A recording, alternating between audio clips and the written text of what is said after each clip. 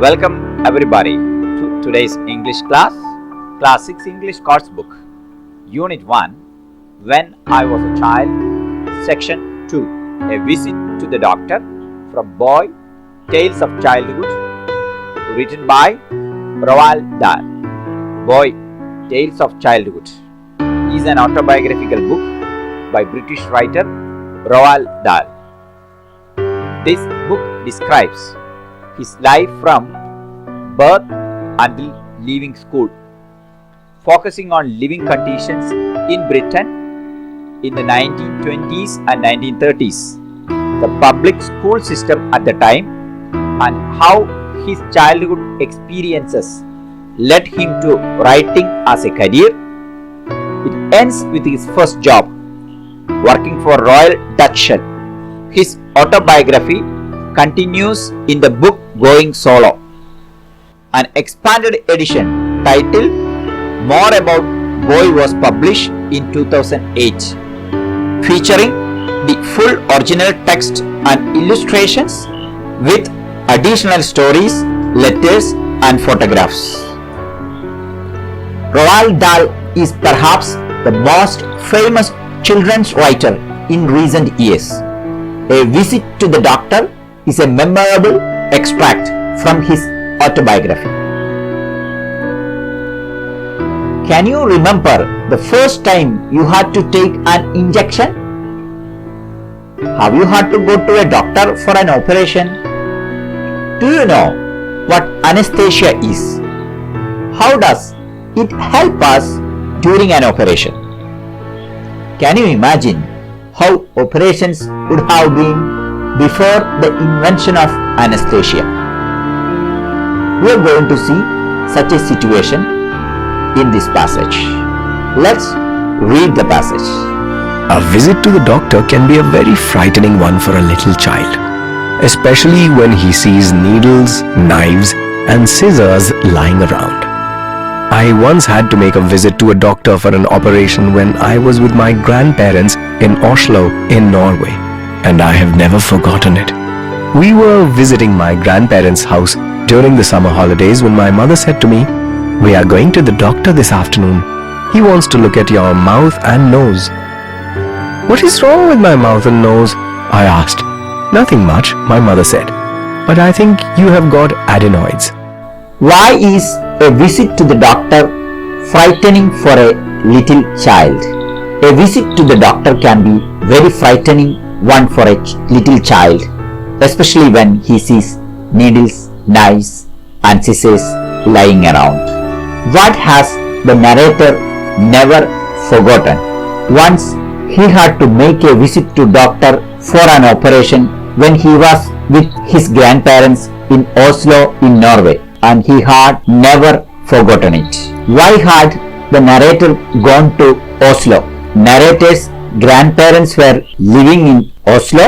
Narrator's family used to visit their grandparents during the summer holidays.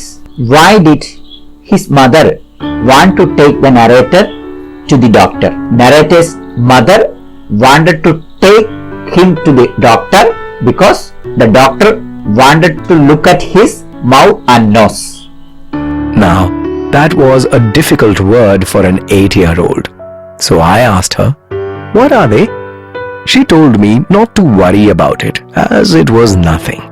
I held her hand as we walked to the doctor's house. When we got there, I was lifted up into a kind of dentist's chair in the treatment room. The doctor had a round mirror strapped to his forehead, and he looked into my mouth and up my nose. Then he took my mother to one side and had a quiet talk with her. I saw my mother looking very serious as she agreed to what he was suggesting. Why do you think adenoids was a difficult word for the narrator? Adenoids was a difficult word for the narrator because he was only 8 years old then. What happened when they reached the doctor's house? When they reached doctor's house, the narrator was lifted up into a kind of dentist chair in the treatment room. What did the doctor have on his head? The doctor had a round mirror strapped to his forehead. What do you think the doctor told the narrator's mother? The doctor told something very serious to narrator's mother. I watched the doctor as he boiled some water in a metal mug. He then placed a long, thin, shiny instrument in it. I was not frightened or worried as I was too young to realize that something out of the ordinary was going to happen. Then a nurse entered. She tied a red rubber apron round my neck. It was very big. Then she held a curved bowl under my chin, its curve fitting perfectly against my chest. The doctor bent over me, holding that long, shiny instrument, and to this day, I can remember it perfectly. It was as thick as a pencil and had many sides to it. At the end, the metal became much thinner, and in this was set a metal blade at an angle. The blade was just a centimeter long, very small, very sharp, and very shiny. Why do you think the doctor put the instrument in boiling water? Doctor put the instrument in boiling water to sterilize it. Sterilize means sterilize something to kill the bacteria in or on something. Why was the narrator not frightened? He was not frightened as he was too young to realize that something out of ordinary was going to happen. What did the nurse do when she came in? She tied a red rubber apron round his neck. Then she held a curved bowl under his chin, its curve fitting perfectly against his chest. Describe the instrument. The doctor was holding a shiny, long instrument. It was as thick as a pencil and had many sides to it. At the end, the metal became much thinner, and in this was set a metal blade at an angle. The blade was just a centimeter long, very small, very sharp, and very shiny. The doctor said in Norwegian, "Open your mouth." I refused, as I thought he was going to do something to my teeth, and from my past experience, I knew that it would be painful. The doctor spoke again very gently, and like a fool, I agreed to open my mouth. "It won't take 2 seconds," he said. The tiny blade disappeared and went high up into the roof of my mouth. The doctor gave the blade 4 or 5 very quick little twists, and the next moment, a whole lot of blood and flesh came tumbling out into the basin. In which language did the doctor speak? The doctor spoke in Norwegian language. Why did the narrator refuse to open his mouth? He refused as he thought he was going to do something to his teeth. And from his past experience, he knew that it would be painful. How long did the doctor say the operation would take? The doctor said the operation would take only 2 seconds. What did the doctor do with the blade? The doctor gave the blade 4 or 5 very quick little twists. I was horrified by the huge red lumps that had fallen out of my mouth, and too shocked to do anything but let out a yelp. I thought the doctor had cut off the middle of my head. The doctor simply said, "Those were your adenoids." I sat there, breathing hard. The roof of my mouth seemed to be on fire. I grabbed my mother's hand and held it tightly. "Stay where you are," the doctor said. "You will be all right in a minute." I was still dripping blood from my mouth into the bowl which the nurse was holding. "Spit it all out," she said. "There's a good boy." Then the nurse wiped my lips and washed my face.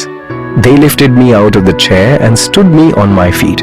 I felt very shaky. Why was the narrator horrified and shocked? The narrator was horrified by the huge red lumps that had fallen out of his mouth. What did he think the doctor had done? He thought the doctor had cut off the middle of his head. How did the roof of his mouth feel? The roof of his mouth felt to be on fire. What did the nurse tell him to do? The nurse told him to spit the blood all out. How did the narrator feel when he was made to stand? He felt very shaky. My mother took my hand and we walked the full half hour it took to reach home. No trolley car or taxi for me. My grandmother said, "Let him sit in that chair and rest for a while. After all, he has had an operation." So I sat near her and she covered one of my hands in both of hers and said, "That won't be the last time you will go to a doctor.